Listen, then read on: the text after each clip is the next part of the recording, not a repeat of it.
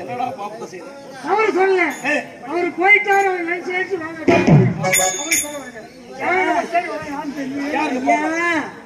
யாராவது இருக்கீங்களா? வணக்கம்மா. நீ யாரு, எந்த நாடு, என்ன சமாச்சாரம்? எங்க நாட்டை கோட்டையை தேடி வந்துக்கிறேன். ஆமா ஐயா, இந்நாட்டு மண்டல நான் பார்க்கணும் ஐயா. அப்படியா? ஆமா ஐயா. ஐயா என்னமா பார்ப்பதற்கு ஒரு பெண் வந்திருக்காங்க. வாய் பெண்ணே நிக்கிறாங்க. அப்படியா? ஐயா அம்மா வணக்கம் ஐயா. வாழ்க வாழ்க வாழ்க வாழ்க. எனக்கு தெரியுமா? டேய், கானகத்தின் வழியாக கண்ணும் தனிமையிலே அழுது புலம்பிக் கொண்டு வந்தார்கள் அன்றொரு அந்த குழந்தை. அம்மா ஐயா. ஆமா, அங்கு நான் கேட்பதற்கு நானும் மன வருத்தத்தோடு இருந்தேன். இப்பொழுது கழுத்திலே மாங்கிலம் இருக்கிறதே, உனக்கு திருமணம் ஆகிவிட்டதா? ஐயா நான் யார் தெரியுமா? யாரு? ஐயா அவர் நாட்டாண்டக்கூடிய யுவராஜ மன்னோட ஒரே மகள். என்னுடைய பேதன் ஐயா மலர்விழி. அவனை 56 வேதத்தை ஆளக்கூடிய அரிச்சந்திரன் பரமையிலே உதித்தவன் அயோத்தி மன்னன். ஆமா ஐயா. அந்த யுவனேச மன்னனுடைய மகளாடி. உண்மைதான் ஐயா. ஆமா, இது வருவதற்கு காரணம் என்ன ஐயா? இது ஆதியில் வந்த நோய் கிடையாது ஐயா, இது பாதியில் வந்த நோய் ஐயா. இது பாதியில் வந்த நோய். பாதியில் வந்த நோய். உண்மைதான் ஐயா. அப்பா செல்வ செருக்கோடு ஒரே மகள், ஒப்பற்ற மகள் செல்வ செருக்கோடு வாழ்த்திருக்கிறான் யுவனேச மன்னன். அதனால் இளமையிலே எத்தனையோ தவறுகளை செய்திருக்கிறாய் போல் தெரிகிறது. ஆனால் இருந்தாலும் ஆமா, உன்னுடைய கணவனுடைய பெயர் ஐயா? எனக்கு திருமணம் நடந்து விட்டது ஐயா. என்னுடைய கணவர் பெயர் ஞானமணி ஐயா. ஞானமணியா? அந்த கொடியவனா? என்னுடைய குல விரோதி அவன். என் தம்பியை கொன்றவன் ஐயா. அவர் மீது எந்த தவறும் கிடையாது ஐயா. உன்னுடைய தம்பி இந்த கற்பை கெடுக்க வந்தார் ஐயா.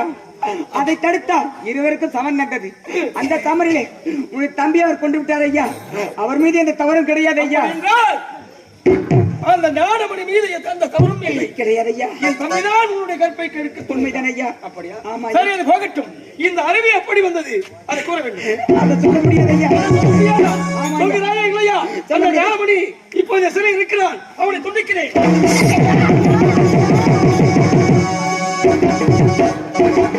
உதவி செய்யலாம் என்று நான் கோட்டைக்கு அழைத்திருக்கிறேன். உண்மை கூற என்றால் தனக்கும் ஏன் அவரை கொண்டு விடுவதற்கு ஐயா. அவர் உயிரோடு தான்.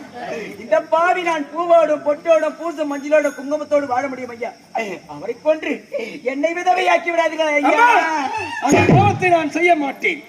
ஆனால் இருந்தாலும் இது எப்படி வந்தது? இப்போது உண்மை கூறு. இறைவா, இந்த உண்மையை உரைத்தால் என்னுடைய கணவருக்கும் இந்த நோய் வந்துவிடும். உண்மையை மறைக்க உரைத்தால் இவர் கொன்று விடுவேன் என்று உரைக்கின்றாரே. சரி, நடப்பது நடந்தேறட்டும் ஐயா. என்ன இந்த நோய் எப்படி தெரியுமா ஐயா? எப்படி வந்தது ஐயா? ஒரு முனிவர் ஒருவர் தவம் இருந்தார் ஐயா. அவருடைய தவத்தை நாங்கள் எப்படி கலைத்து பார்த்தோம். கலைக்க முடியவில்லை ஐயா. அதனால் அருகாமையில் பார்த்தால் ஒரு அழுகி போன பாம்பு கிடந்தது ஐயா. திருநாற்றம் அடித்து அழுகி சீராக போன பாம்பு. ஆமாம் ஐயா.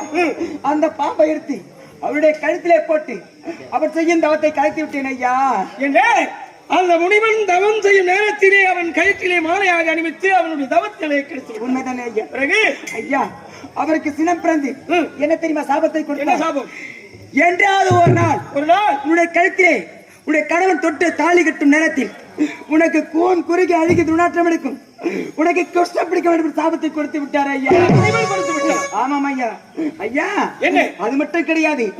இந்த உண்மை எனக்கு உரைத்தால் எனக்கு வந்து இந்த கொடிய நோய் என்னுடைய கணவருக்கு வந்து சேரும்.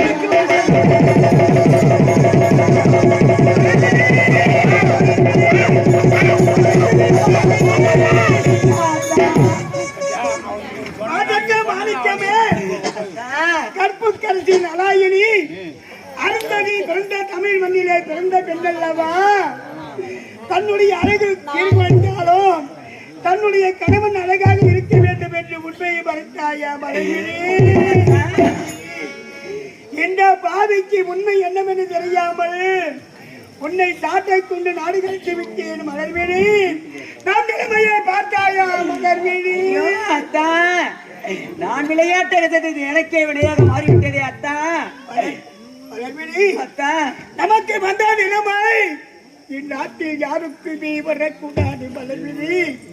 யாருக்குமே வரக்கூடாது மலர்விழி. மலர்விழி, அழுகி போன கைகளாம் பழுதடைந்த கால்களாம் கருணை என்னும் அன்பே இறைவன் கொடுத்த